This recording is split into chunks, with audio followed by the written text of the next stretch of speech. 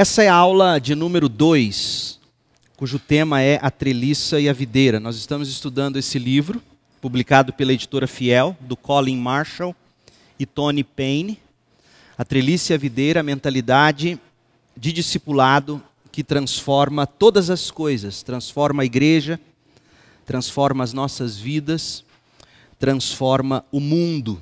Transforma o mundo porque se nós fizermos a obra que a nós é devida, nós alcançaremos as ovelhas de Cristo até os confins da terra, como a Bíblia diz que deve ser. Na aula de número 1, que foi na semana passada, nós distinguimos a diferença que há entre treliça e videira. Nós estamos chamando a vida na igreja de o trabalho ou a coexistência, treliça e videira. Nós falamos que treliça é a estrutura, é também a infraestrutura, são os programas, são as atividades, são os planejamentos, são os cargos, são as funções que nós desempenhamos para nós conseguirmos alcançar e obter pessoas, mantê-las, nutri-las, edificá-las. A treliça, portanto, ela é necessária. A videira é o trabalho de plantação da semente do Evangelho na vida das pessoas. É o regar com a palavra de Deus, é o fertilizar com oração, com cuidado, com vida na vida. Então, quando nós pensamos em treliça e em videira, a gente tem que chegar à seguinte conclusão: o trabalho de treliça não pode predominar sobre o trabalho de videira. O nosso alvo é dar crescimento à videira e não à treliça. Na aula de hoje, nós vamos pensar um pouquinho sobre mudanças de mentalidade de ministério. E quando nós falamos de ministério, nós não estamos falando de ministério pastoral, essencialmente. Envolve ele. Nós estamos falando do ministério de todos os crentes. Todos os crentes são chamados para um ministério. Todos os crentes receberam de Deus dom ou dons, os quais devem ser usados, os quais devem ser aperfeiçoados, devem ser colocados em prática. A maioria das igrejas precisa fazer uma reavaliação radical daquilo que é realmente o ministério cristão. Sempre e sempre, todos nós, todo ser vivo passa por exames. Quem de vocês nunca fez um exame de sangue? Um check-up, um raio-x, uma ultrassonografia, uma tomografia, enfim, por que nós fazemos exames? Por que exames são necessários? Porque a gente quer encontrar uma doença? Absolutamente. Porque a gente quer, aliás, se tiver que encontrá-la, que nós a encontremos no momento certo. O câncer tem que ser identificado logo no início.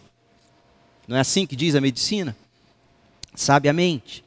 Nós fazemos exames e reavaliações, de preferência anualmente, em alguns casos com mais frequência, com maior regularidade, porque a gente quer detectar aquilo que não está funcionando apropriadamente. Todo ser vivo precisa passar por reavaliação.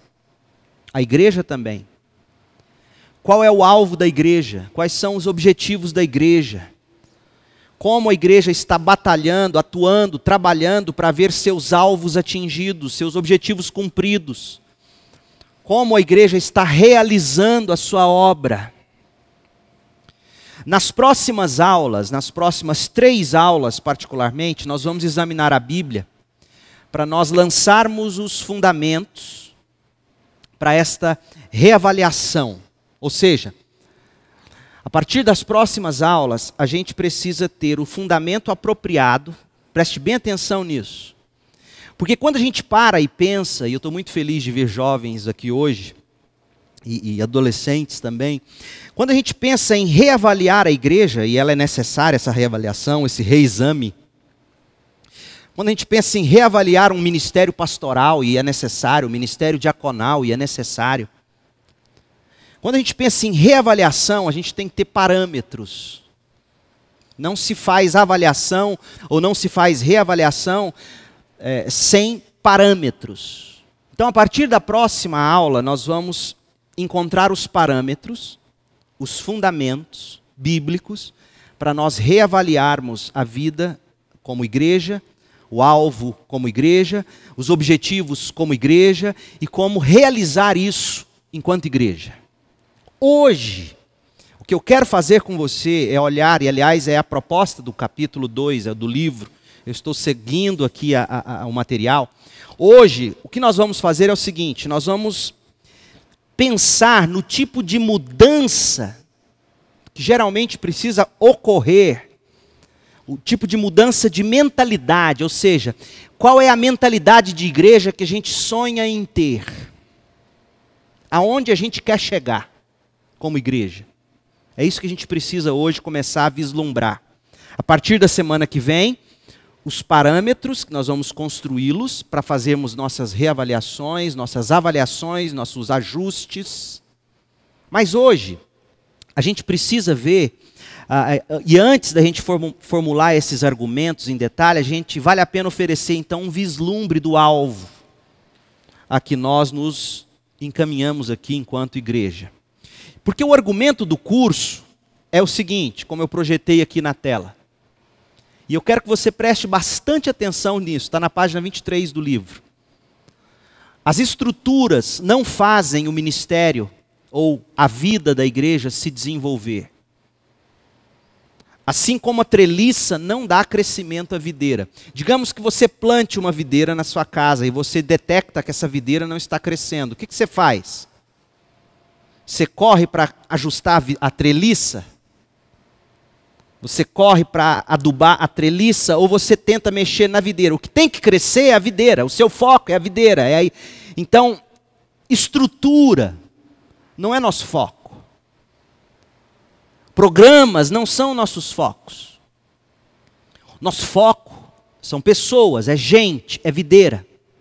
E a maioria das igrejas precisa fazer uma mudança consciente do estabelecimento e manutenção de estruturas, deixar de fazer de dar esse foco ao estabelecimento e à manutenção de estrutura, para o crescimento de pessoas, e não de estruturas, e não de programas. Pessoas que são discípulos, que fazem discípulos de Cristo. Porque sabe de uma coisa, gente? E a gente sabe disso, e a gente percebe isso com todo carinho. Nas nossas igrejas, geralmente, o que acontece quando a gente chega? E geralmente isso acontece depois de ciclos. Isso os estudos sociológicos de igreja mostram. Depois de 40 a 50 anos, as igrejas entram num momento de declínio sério. E o que se descobre é que as estruturas existem, a treliça está lá, a forma como tudo sempre foi feito está lá, irretocável, imexível. Só que não tem videira em cima dessa treliça, falta gente. Aí os cargos começam a ficar ociosos, os programas não acontecem mais como aconteciam, e aí a igreja se frustra, a gente se frustra. Porque a gente não está vendo mais a coisa acontecendo como um dia aconteceu. Qual é o problema? Um dia a gente focou tanto na treliça, e no programa, e no andamento, que a gente esqueceu de pessoas. E hoje nós não temos pessoas, nós não temos videira. Então essa mudança de mentalidade, isso exige de nós mudanças radicais de forma de pensar, e às vezes são dolorosas. E a seguir a gente precisa... Isso acontece com pai e mãe. Seu filho cresce, e aí ele não vem mais almoçar na sua casa aos domingos, como um dia ele fez. E a sua tentação e a sua tendência será de se sentir esquecido pelo filho ou pela filha. Não nos ama, não me quer, um dia eu fiz, e aí a gente fica ressentido e entristecido, em vez de pensar uma outra forma de fazer a coisa acontecer. Então, hoje nós vamos observar algumas mentalidades que nós nutrimos enquanto corpo, enquanto igreja. E veja que aqui eu não estou falando nada em especial com relação à CIB. Eu estou seguindo toda a estrutura do livro, que é fruto de anos de pesquisa, de experiência pastoral e dos dois autores. Mas vocês vão descobrir como que é natural isso e como acontece. A primeira coisa que eles focam, eu achei muito interessante, é que a primeira mudança que a gente tem que começar a ter na mentalidade é a seguinte: em vez de pensar na realização de programas, pensar na edificação de pessoas. E eu queria que aqui desse um nó na sua cabeça. Quando a gente planeja o ministério da igreja para o ano seguinte, digamos que eu marque aqui hoje uma reunião de planejamento da igreja para o ano seguinte. E vocês perceberam que eu não fiz essa reunião ainda. E não a fiz ainda com um propósito. Porque geralmente quando a gente convoca uma reunião de planejamento para o ano seguinte, qual é a nossa abordagem chefe, principal? A gente considera os programas que existem na igreja, as atividades que a gente sempre desenvolveu, as reuniões de domingo, trabalho com jovem, ministério infantil, grupo de estudo, encontro de casais, etc, etc, passeio, retiro. E aí a gente pensa nessa estrutura que a gente já tem, e o que a gente faz? A gente quer fazer essa estrutura se repetir ano que vem, e nada de errado com isso necessariamente, veja bem. Mas a principal abordagem nossa é o seguinte: os programas não podem parar.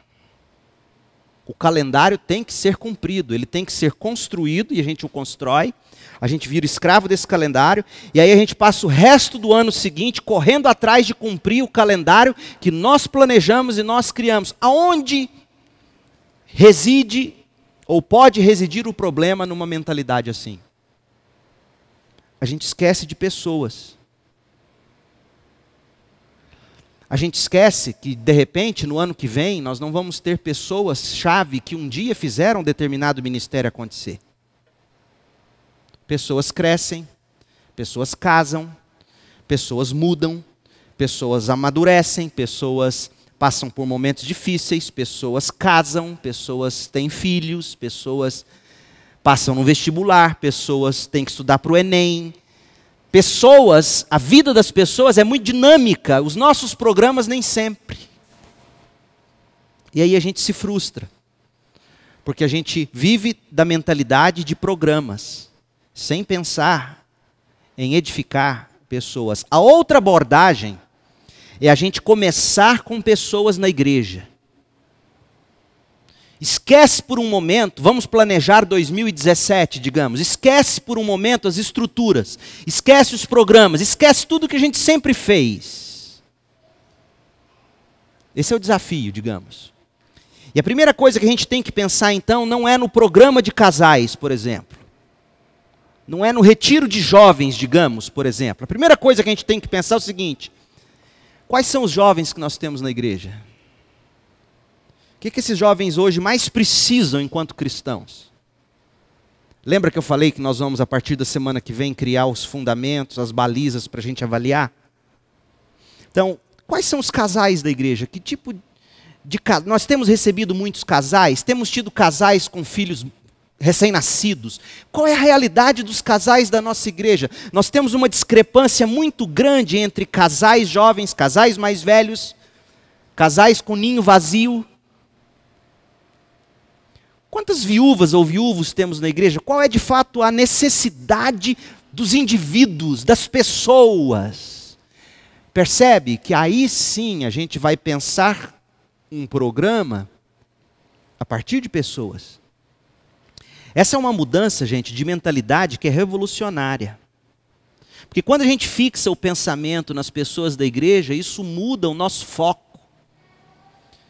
Para, em primeiro lugar, querer edificar ministérios ao redor de pessoas. E aí sabe o que a gente vai acabar descobrindo? E não temos que ter medo disso. Quando a gente foca pessoas e não programas, a gente vai descobrir que alguns programas não são mais necessários como eles eram feitos. Por quê? Porque as pessoas que nós temos hoje precisam de outros programas.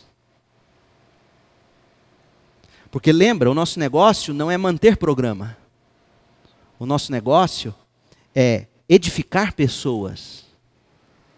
E pode ficar evidente também que um programa não é mais viável, porque as pessoas que realizavam o programa antes não estão mais disponíveis. Eu me lembro conversando com uma irmã da igreja, aqui da nossa igreja, que falou: pastor, eu sou fruto dessa igreja, porque quando eu cheguei na igreja, existia um grupo de irmãs que recebia os visitantes na porta. Essas irmãs me receberam, me acolheram, cuidaram de mim. E aqui estou até hoje. E eu falei: mas então, cadê essas irmãs? Cadê você? Eu não estou vendo nenhuma delas na porta da igreja. Não, é porque cada uma teve que cuidar da vida.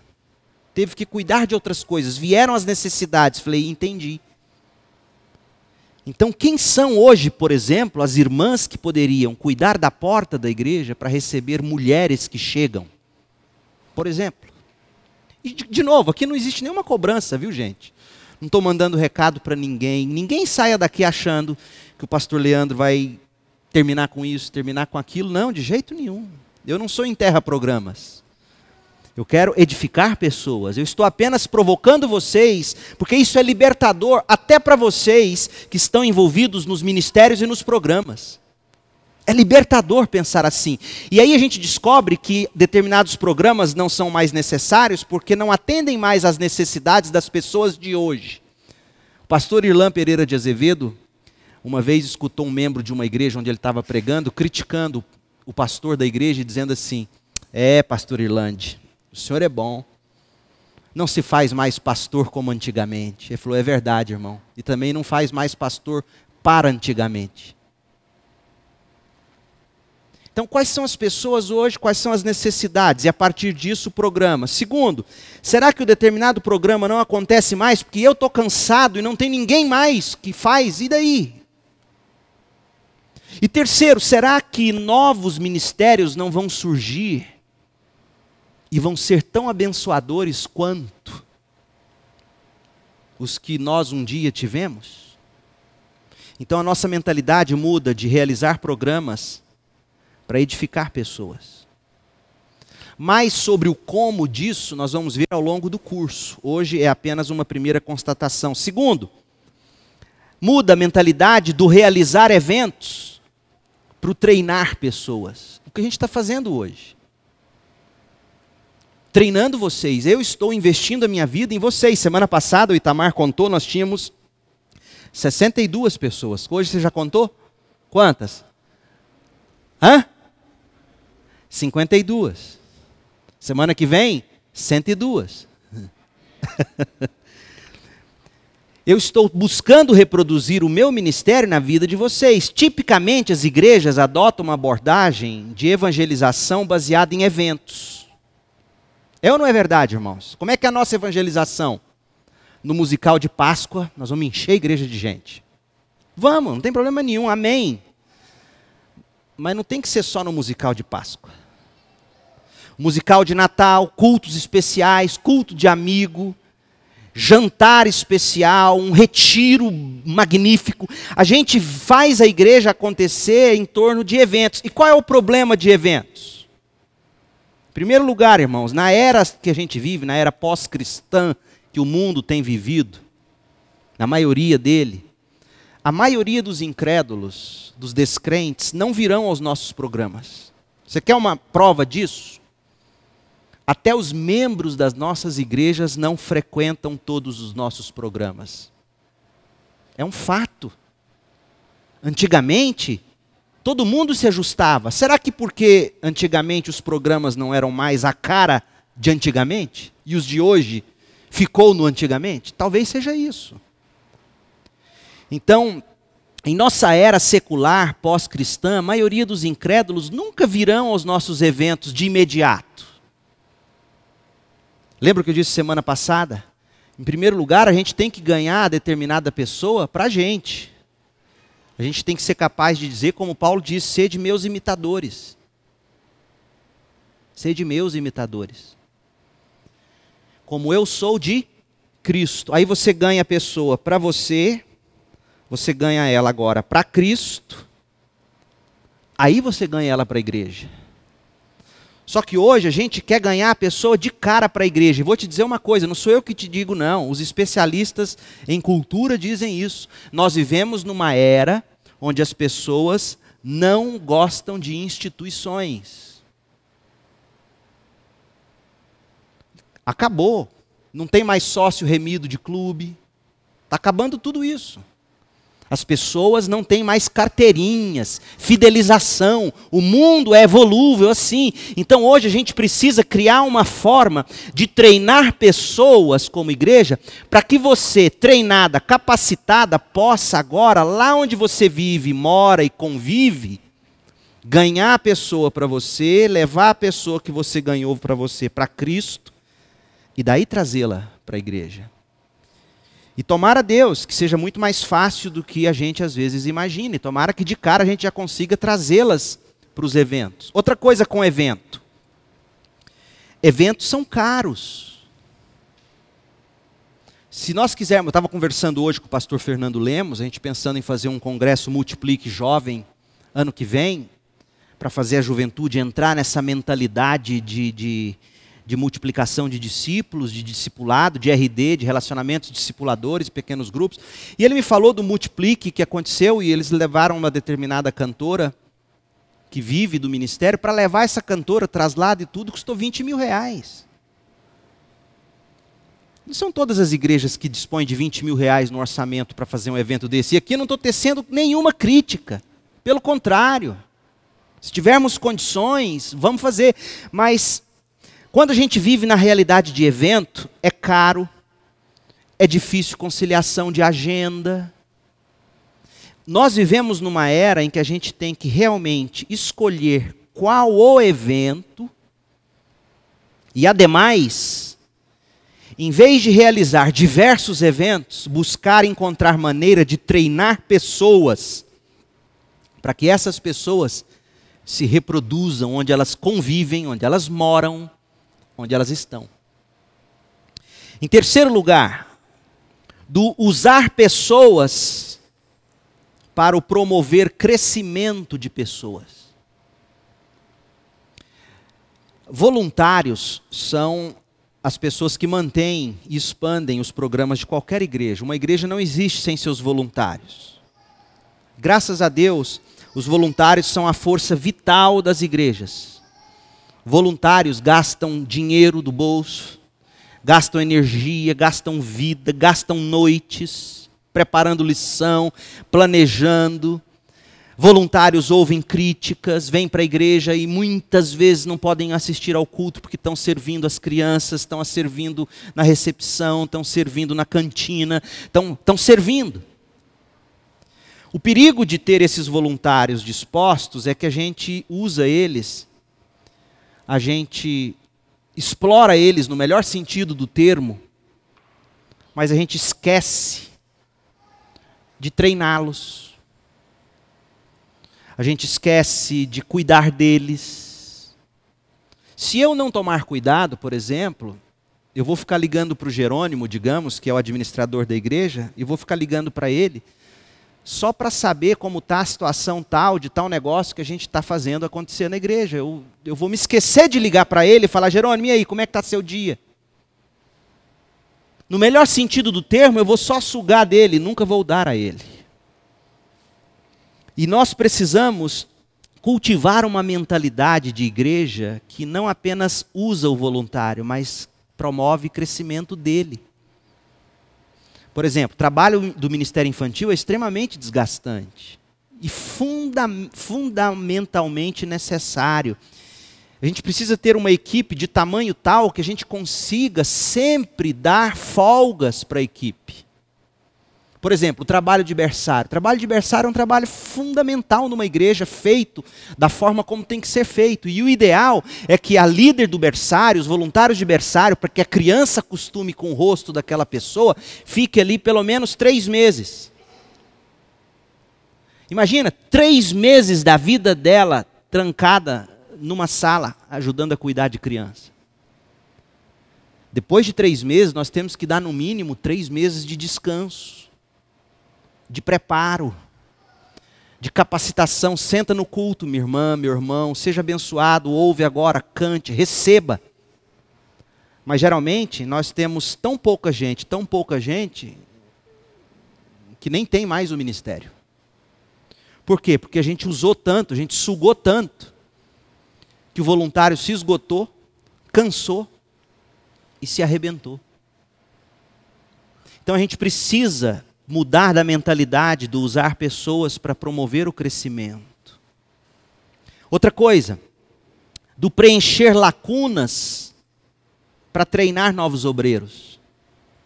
Nós estamos agora num momento, como igreja, literalmente buscando preencher as lacunas para o ano que vem. Diretoria, departamentos. Uma das pressões imediatas sobre pastores é preencher as lacunas deixadas pelos líderes que cansaram e pararam, ou que renunciaram, ou que vieram a falecer, ou que mudaram de igreja. E aí nós, pastores e vocês, líderes mais envolvidos, passamos o tempo todo buscando manter.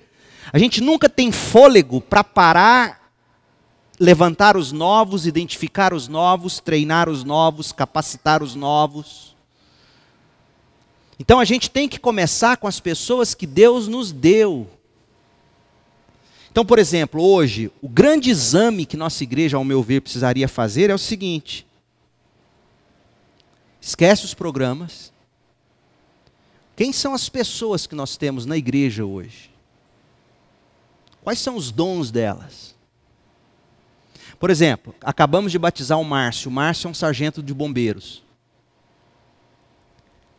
Olha como é que a mentalidade de programa age e esquece de ver a pessoa. O Márcio, tá. Aí a gente está, digamos que ele já tem aí 2, 3 anos de igreja, a gente entenda que ele pode ser agora membro da diretoria. Quem falou que o melhor dele é ser membro da diretoria? E hoje eu fiquei tão feliz que eu cheguei aqui à tarde, fui comprar um negócio na rua para hoje à noite, e quando eu voltei, o pastor Roberto Bocuti estava saindo com o Márcio de um primeiro encontro de relacionamento discipulador. Aí eu virei para o Márcio e falei: sabe o que isso significa? Ele olhou: não, o que, pastor? Que você tem que ir lá para o quartel agora e juntar pelo menos 2 ou 3 e fazer o mesmo, ensinar a Bíblia para eles. O preencher lacunas faz a gente olhar para o que a gente tem, e aí a gente tem que sair correndo para achar gente para preencher aquilo, para o programa não parar.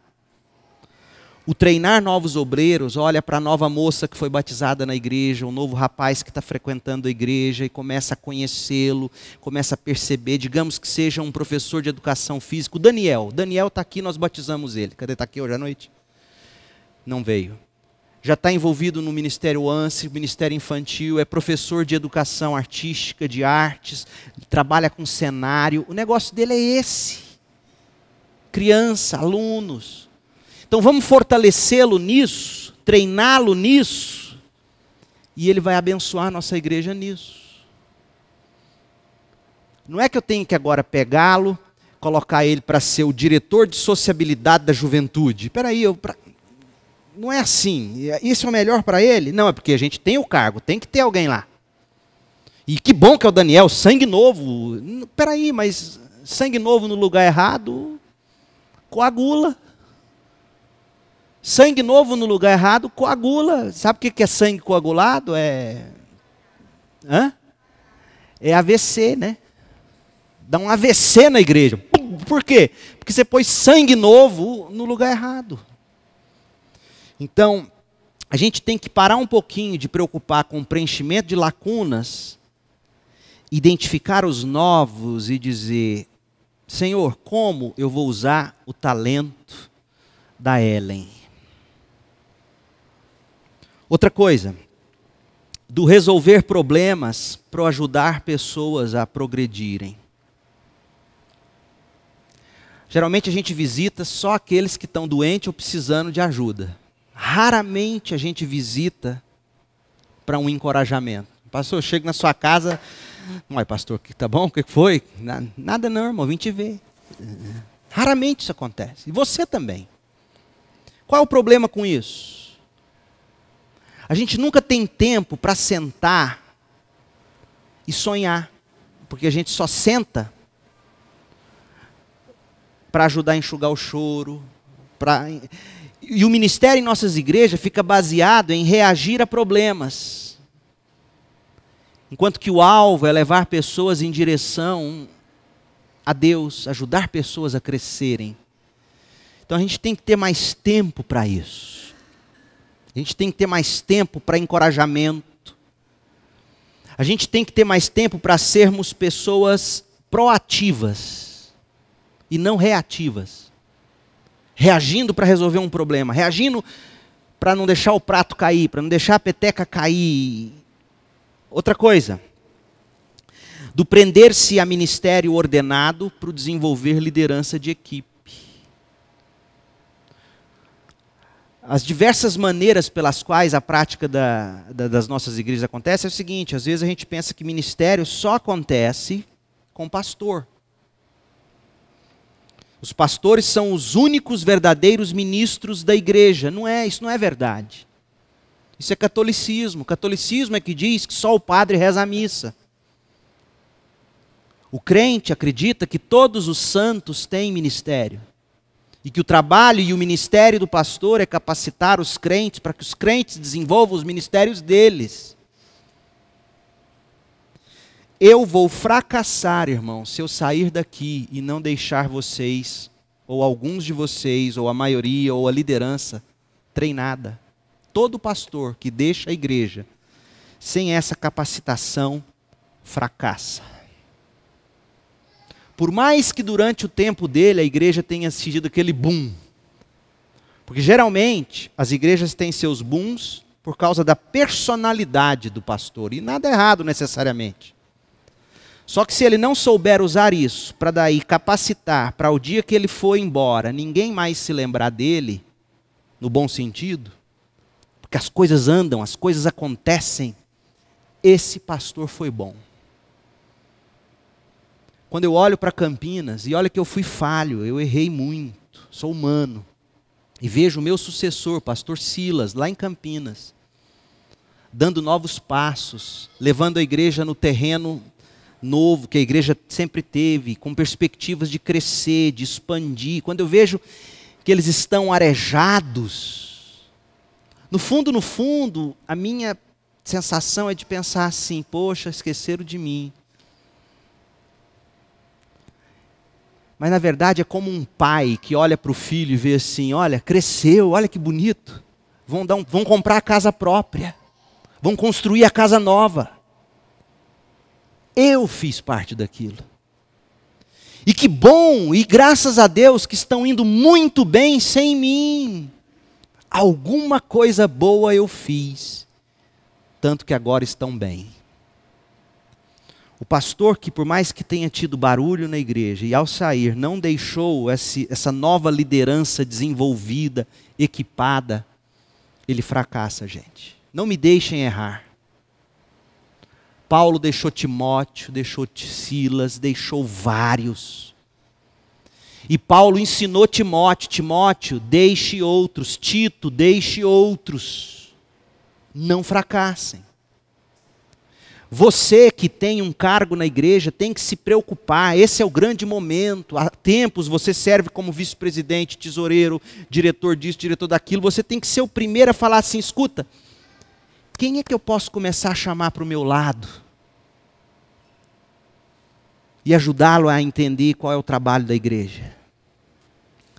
Os verdadeiros ministros, irmãos, não são os pastores. Os verdadeiros ministros somos todos nós. E a gente tem que fugir dessa mentalidade de que nós temos que ter um ministro ou um pastor pago para fazer determinada coisa para que a coisa aconteça. Não, isso não existe.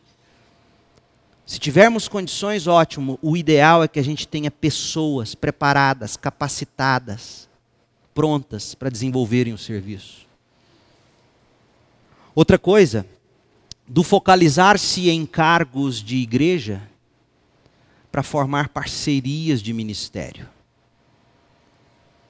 Não é porque você não tem cargo que você não serve ou não trabalha.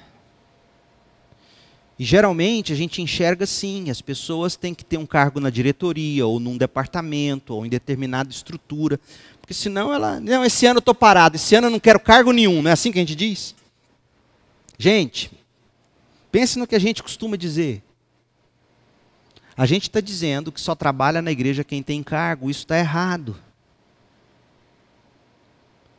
Uma coisa é você não querer um cargo, porque realmente, como eu disse há pouco, você está precisando de um ano sabático, de um ano de descanso. Sim, de um ano de descanso naquilo. Mas você vai servir de outras maneiras. O crente nunca para de servir. É como alguém tentando nadar contra a correnteza. Se você para de nadar, você vai rio abaixo. Então a gente tem que mudar essa mentalidade de nos focarmos em cargos e começar a pensar nos parceiros do ministério, outras pessoas. A próxima, do depender do treinamento de instituições para estabelecer treinamento local. Não é seminário que forma pastor, gente. Quem forma pastor, quem forma líder é a igreja. O seminário, no máximo, ele dá algum conhecimento teológico. Mas a formação quem dá é a igreja. Eu aprendi a ser pastor, não foi no seminário goiano e não foi no mestrado nos Estados Unidos. Eu aprendi a ser pastor na Igreja Batista Central de Campinas. Sendo pastor, aprendi tarde. Aprendi in loco. O ideal seria que eu tivesse tido tempo para aprender antes. A gente desenvolve, não é porque você não tem treinamento de seminário, não é porque você não fez teologia no seminário, que você não tem a capacidade de servir e de atuar. Nós vamos buscar ser uma igreja, como hoje estamos fazendo, de oferecer treinamentos para a gente cada vez mais se sentir capacitado para o trabalho e para a obra. Outra coisa, do focalizar-se em pressões imediatas, mudar dessa mentalidade para a mentalidade de objetivar a expansão de longo prazo. Irmãos, eu não vim para cá para fazer um programa para o ano que vem. Eu vim para cá para construir uma igreja para os nossos netos. Nós temos que pensar a longo prazo. O urgente tantas vezes substitui o importante na vida da gente. Tanta coisa urgente, urgente, urgente, a gente foca no urgente, corre e apaga incêndio. E a gente esquece do importante, do médio e longo prazo, do treinar liderança. E treinar liderança, gente, é coisa muito difícil. Porque não é só sala de aula, é vida, é tempo, é experiência, é caminhada. A gente precisa de todas as nossas energias. Hoje, a realidade é essa, a gente usa isso e despeja todas as nossas energias para os programas que estão em andamento ou que não podem parar. A gente precisa, de repente, tirar o nosso foco dessas pressões imediatas e estabelecer como alvo a expansão de longo prazo. As pressões que a gente enfrenta vão se tornar menos imediatas e elas vão desaparecendo, sabia? À medida em que a gente foca aonde a gente quer chegar e trabalha para chegar onde a gente quer chegar, todas essas pressões do imediato, elas vão se ajustando, elas vão se resolvendo. E quando a gente para e olha ao redor e olha para trás, a gente fala, poxa, conseguimos. Por quê? Porque o seu objetivo é a expansão de longo prazo. Outra coisa, do engajar-se em administração para o engajar-se em ministério, em gente. Em gente. Os pastores precisam ser administradores de certa forma, mas mais do que isso, eles precisam de bons crentes, homens e mulheres, com habilidades administrativas do lado dele, para que ele fique única e exclusivamente pastoreando, mentoreando, discipulando, capacitando, treinando, ensinando, sonhando. Porque o pastor que sobe nesse púlpito aqui, digamos, a pessoa chegasse aqui cansado, enxugando o suor da testa. Irmãos, abre a Bíblia. peraí, o pastor teve tempo para orar, gente? O pastor teve tempo para estudar as Escrituras? O pastor teve tempo para pensar nos rumos? Você senta do lado dele, ele está o tempo todo, nossa, ai que correria. Não, eu não quero ser assim, gente. Eu não posso ser assim. Você senta diante do médico, ele está lá olhando no relógio porque tem o próximo paciente. Você confia num médico assim? Mas a gente vive tão focado no imediato, na administração, no acontecer, que a gente põe todo mundo igual Marta, correndo de um lado para o outro. E se esquece do engajar no ministério, do cuidar do outro, do pastorear o outro, do ouvir o outro, do dar risada com o outro, do brincar com o outro. Do buscar o crescimento da igreja para desenvolver o crescimento do Evangelho. Gente, a gente pensa só no crescimento da igreja, mas a gente não pode pensar nisso. Esquece o crescimento da segunda igreja. Pense no crescimento do Evangelho nas nossas vidas, através das nossas vidas, na nossa igreja e através da nossa igreja. Quando a gente menos esperar, o que eu quero dizer é o seguinte, que criança fica todo dia diante do espelho com a fita métrica para saber quantos centímetros ela cresceu de ontem para hoje. Mas se ela está comendo direito, se está se exercitando na medida certa, tendo as doses de sono necessária, enfim, sol na medida certa, água na medida certa. O que acontece com um corpo que está bem tratado, que está bem cuidado? O que acontece com ele? Ele cresce. Então a gente deve hoje, outra coisa, a gente vai treinar pessoas. Uma vez eu escutei o Jerônimo me disse algo que eu nunca me esqueci. Porque essa igreja investiu muito em mim, na minha formação. Dinheiro, estou dizendo. Pagou meu seminário, pagou meu mestrado. Irmãos puseram a mão no bolso. E um dia eu escutei o Jerônimo dizer assim, a gente está fazendo isso para o reino. Nunca me esqueci. E foi mesmo. E no fazer pelo reino, abençoou o reino. E hoje de lambuja abençoa vocês de volta. Então nós vamos ter gente que nós vamos investir na vida deles. E pode ser que Deus, quando eles estiverem prontos, a gente dizer, poxa, que bacana, olha esse jovem. Aí Deus o chama para outro lugar. Significa que a gente perdeu? Não, a gente contribuiu para o crescimento do Evangelho e do Reino. Então, essa é a nossa mentalidade. Nós precisamos mudar a mentalidade de ministério. A seguir, nas próximas aulas, nós vamos trabalhar mais o como. Hoje, eu quis tentar fazer você enxergar o tipo de ar que a gente precisa tomar, que tipo de arejamento nossa mente precisa, nosso coração precisa, nossa igreja precisa. Então, uma história que ilustra muito bem o que eu estou dizendo é a história que o autor do livro usa para concluir esse capítulo. Deixa eu ler para vocês, vai tomar 3 minutos essa leitura, em média. Mas eu quero que você preste atenção. Tudo que foi dito aqui, o autor resume nessa ilustração. Olha o que ele diz. Imagine que um crente firme, razoavelmente firme, diga a você, após o culto de domingo, o seguinte: olha, eu gostaria de me envolver mais aqui na igreja. Eu queria dar alguma contribuição, mas eu sinto como se não houvesse espaço para mim. Eu sinto que eu sou deixado de fora. Ninguém me pede para fazer parte de comissão, ninguém me pede para ser membro de diretoria, cargo, dar aula na escola bíblica. Eu não sei o que fazer. O que eu posso fazer? O que você pensaria ou diria imediatamente a essa pessoa? Talvez você começasse a pensar em algum evento, algum programa que deveria começar a acontecer, no qual essa pessoa poderia ajudar. Algum trabalho que precisaria ser feito, algum ministério ao qual essa pessoa poderia juntar-se e dar apoio. É dessa maneira que a gente costuma pensar sobre o envolvimento de membros de igreja na vida congregacional. Ou seja, a gente pensa no envolvimento das pessoas em termos de trabalhos e funções.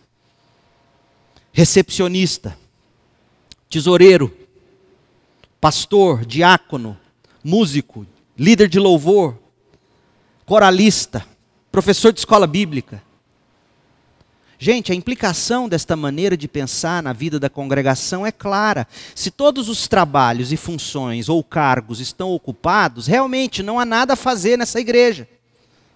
Eu estou reduzido a ser um passageiro por aqui. Eu esperarei até que seja convocada a outra coisa, ou eu mudo para outra igreja para ajudar num cargo noutra igreja. A implicação para o corpo pastoral é semelhante. Os pastores tentam manter as pessoas envolvidas e ativas, significa que eles precisam achar trabalho para elas. De fato, os gurus de crescimento de igreja dizem que dar às pessoas algum trabalho, olha só o que as pessoas dizem, os especialistas em crescimento de igreja, eles falam assim: dar trabalho, atividade, ocupação às pessoas dentro de 6 meses, assim que elas chegam na igreja, ou você dá um cargo para ela, uma ocupação em 6 meses, ou ela vai embora da igreja. No entanto, diz o autor, se a verdadeira obra de Deus é uma obra pessoal, e ou seja, se a verdadeira obra de Deus é a gente falar da palavra de Deus uns aos outros, de uma pessoa para outra, então os trabalhos nunca estão todos ocupados na igreja. As oportunidades para os cristãos, para que eles ministrem pessoalmente aos outros, são ilimitadas. E aí o autor volta ao exemplo da pessoa que disse que queria trabalhar e não tinha cargo. Então você poderia parar e responder a essa pessoa que te indagou após o culto o seguinte. E olha que interessante, gente. Esse é o tipo de mentalidade que a gente precisa ter como igreja. Aí, se fosse o pastor, você viraria para essa pessoa que disse que não tem cargo e fala: você está vendo aquele homem sentado ali sozinho? Pois é o marido da Julie. Eu percebo que ele está alheio às atividades, às coisas da igreja. De fato, eu acho até que esse homem ainda não é crente.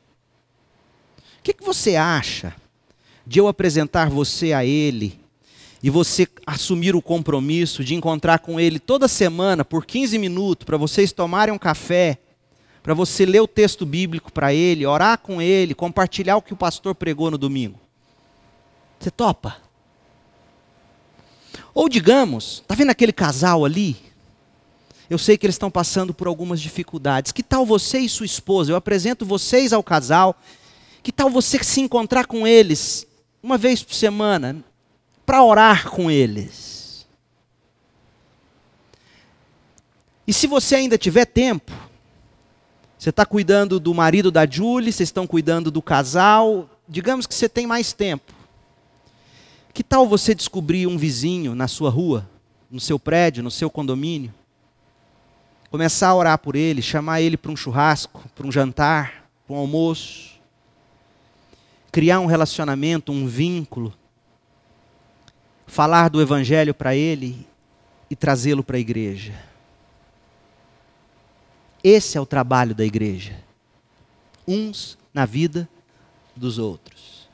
Aí, é claro que há uma grande chance dessa pessoa que queria um cargo virar para você e falar assim: mas eu não sei como é que eu faço essas coisas. Eu não tenho certeza de que sei o que dizer ou por onde começar a falar. Aí você poderia responder o seguinte: muito bem. Se você quer ajudar o marido da Julie, se você e sua esposa querem ajudar o casal que precisa, se você quer chamar o vizinho e falar do evangelho, e se você não sabe como, eu quero treinar você. Eu me reúno com você toda semana para ensinar você a fazer isso com essas pessoas. Irmãos, esse é o trabalho da igreja.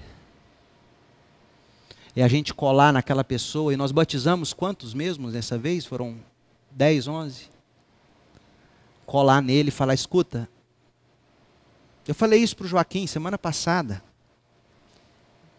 Irmão Fátimo, com a experiência que tem, Jerônimo, Lorival, Irmã Maria Jacinta, as irmãs da igreja, os irmãos da igreja, colar uns dos outros, falar, escuta, vamos reunir 20 minutos, uma vez por semana. Vamos ler junto a Bíblia, vamos estudar junto o sermão, o sermão que o pastor prega, parece que ele posta lá no site, está lá o áudio, o vídeo, e tudo isso aqui que eu preguei hoje para vocês, está lá no... Vamos baixar, vamos imprimir, vamos ler junto isso aqui, vamos estudar. Gente, eu coloco isso aqui no site, não é para aparecer não. Isso aqui me dá um trabalho danado. Eu coloco isso aqui no site para você ter onde ir, baixar em PDF, pronto. E aí você senta com 1, 2 durante a semana e fala, vamos ler isso aqui, ó. Lê para o seu amigo, ele lendo, vamos ler isso aqui, vamos parar e vamos meditar nisso. Você faz isso com o marido da Julie, você faz isso com o casal que está em dificuldade, você faz isso com o vizinho. Essa é a obra de videira. Então lembra que na semana passada eu disse para você começar a orar por 1 ou 2 e de alguma forma tentar encontrar. Quantos fizeram? Levante a mão. 3. Podemos melhorar. Esse é o trabalho de igreja. E aí, meu irmão, se você chegar à conclusão como o do exemplo que diz assim, mas eu não sei como fazer. Eu não sei por onde começar. Ótimo. Me procure. Vamos tentar organizar nossas agendas. Para que a gente possa fazer, eu e você, de forma simples, para você reproduzir isso na vida de outros. É disso que a gente precisa. É desse cuidado pessoal que a gente precisa. Esse é o trabalho de videira, essa é a mudança de mentalidade. Daqui a pouco, sabe o que vai acontecer? Já pensou, cada um de nós aqui, hoje nós somos 50. Se cada um de nós tivesse mais um, nós já seríamos 100. Em médio prazo, nós teríamos mão de obra sobrando para novos programas, para novos sonhos, para novas realidades. E com uma diferença. Gente com qualidade, gente amadurecida, gente com palavra de Deus no coração, gente que sabe orar, que sabe falar, que sabe conversar, que sabe compartilhar. Essa é a mudança de mentalidade que a gente precisa. Então a gente precisa refocalizar nossos ministérios em pessoas e não em estrutura. A gente precisa seguir estudando os fundamentos que vão nortear nossas avaliações, nossos alvos, nossa maneira de agir. E aí na semana que vem, na aula de número 3, a gente vai descobrir qual é a obra de Deus. O que Deus está fazendo no mundo. Porque aquilo que Deus está fazendo no mundo é aquilo que Deus quer que a gente faça como crente e como igreja. Certo ou errado? Então o que Deus está fazendo no mundo? Semana que vem. Na outra semana, como é que Deus está fazendo isso? O que Deus está fazendo no mundo é o nosso alvo. Como Deus está fazendo é a forma que a gente tem que trabalhar. E o que isso significa para o discipulado e para o ministério da igreja? Essas são as próximas 3 aulas. Gente, eu espero tê-los aqui de volta. Com no mínimo mais um cada. Para a gente vibrar com isso juntos.